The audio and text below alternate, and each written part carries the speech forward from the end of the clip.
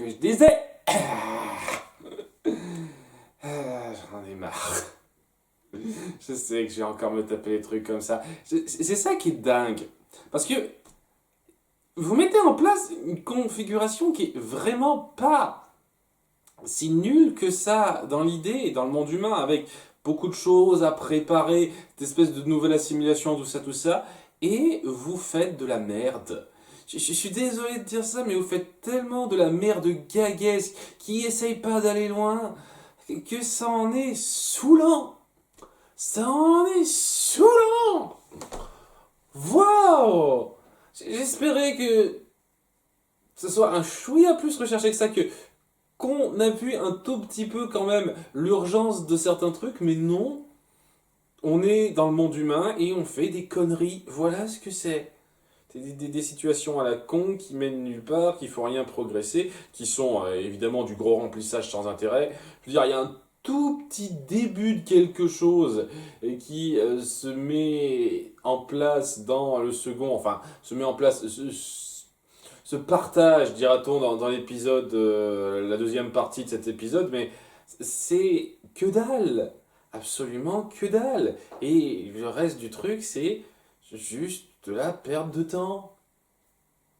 De la perte de temps qui n'appuie pas les personnages, qui ne développe pas plus que ça, et qui essaie juste de montrer nos plantards qui veulent s'assimiler, s'intégrer, et qui n'y arrivent pas parce qu'ils sont trop balourds pour ça. Et on peut tellement sauter ça, tellement ça apporte rien, j'ai tellement pas envie de développer, tellement c'est chiant.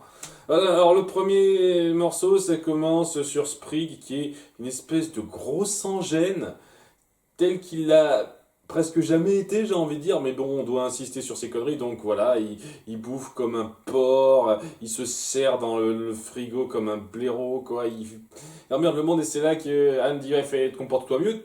T'étais une sorte d'invité. Ah, mais moi je veux être de la famille, parce que oui, t'étais de la famille, tu te comportes comme un gros porc devant tout le monde.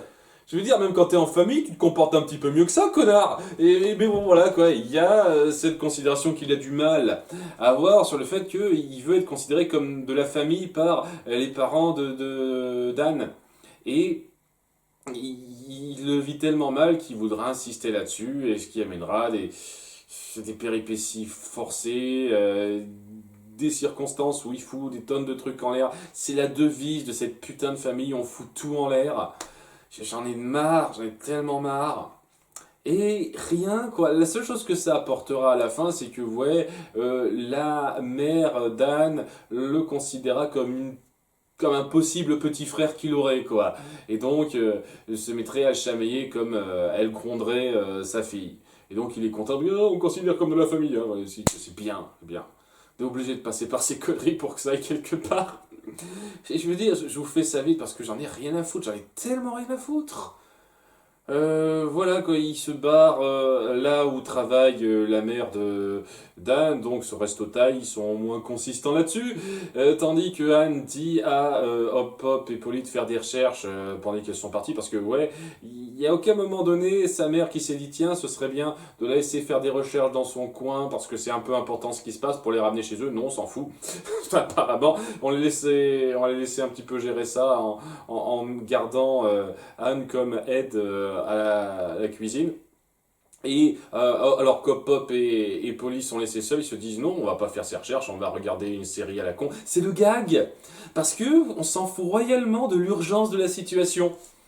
Le fait qu'Andreas soit au pouvoir à Amphibien, que peut-être Anne doit être la seule personne à pouvoir l'arrêter et qui pourrait faire quelque chose pour sauver leurs amis, ils s'en branlent royalement. Ils s'en battent les couilles. S'en battent les couilles, je vous emmerde. Je vous emmerde, Disney. J'en ai ras le cul. J'en ai ras le cul que vous traitiez vos situations d'urgence comme des blaireaux. C'était pareil avec Réponse, c'est pareil ici, vous êtes des merdes.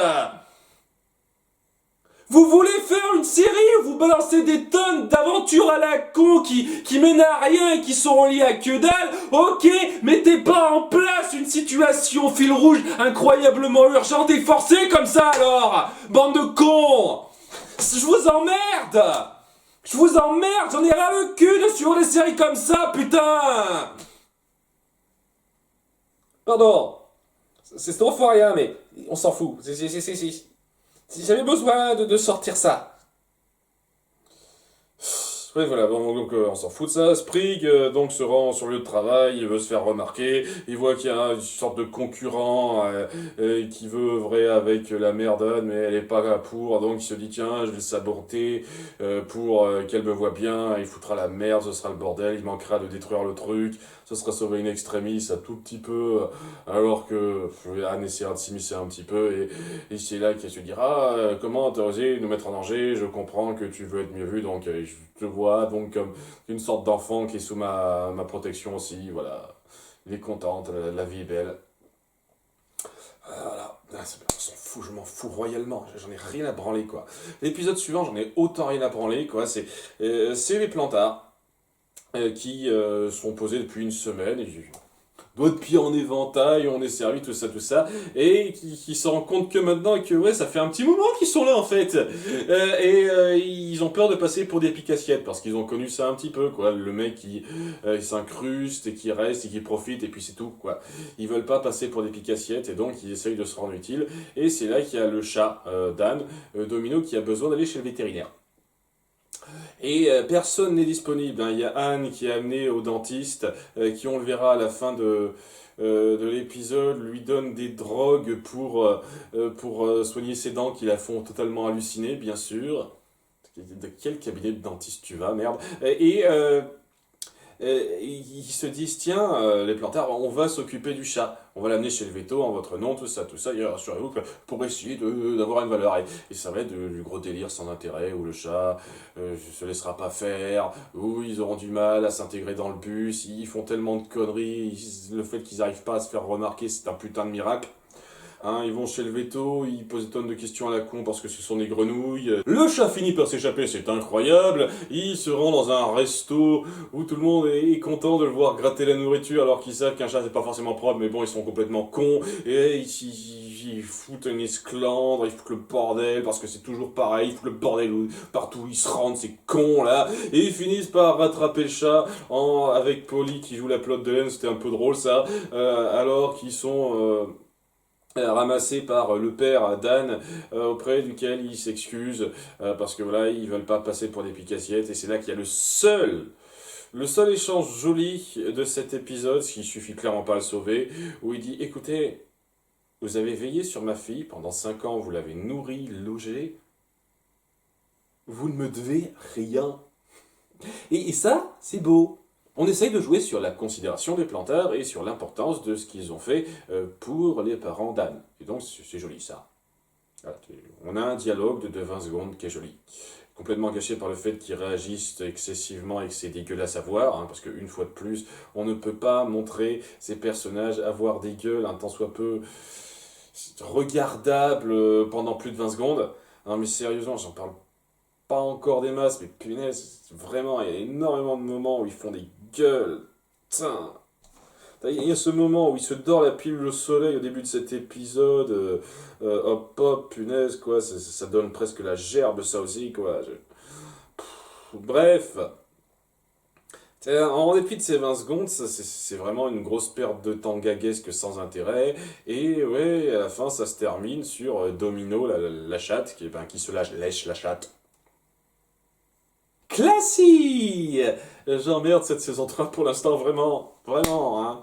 Et je le savais aussi. Je l'ai vu venir, je m'attendais à son de débilité, c'est ce que j'ai, voilà. Putain, je vais vraiment résumer ça de plus en plus vite lorsqu'on aura des épisodes comme ça, parce que je vois pas l'intérêt. Hein, et vraiment, il y a tellement de choses qui auraient pu être traitées. C'est ça qui est particulièrement gonflant. C'est cette espèce de robot qui est après eux, qu'on s'en fout royalement, il est dans son coin, il attend. Il a besoin de plusieurs jours pour se réparer. Parce que bon, ça fait quelque temps maintenant. Il a besoin de plusieurs jours pour se réparer, alors qu'il avait l'air de faire ça assez vite à la fin de l'épisode 1, mais on s'en fout de ça. C'est... C'est irritant. Je déteste ces pertes de temps, surtout quand c'est situé dans une situation qui ne devrait pas mettre ça en place.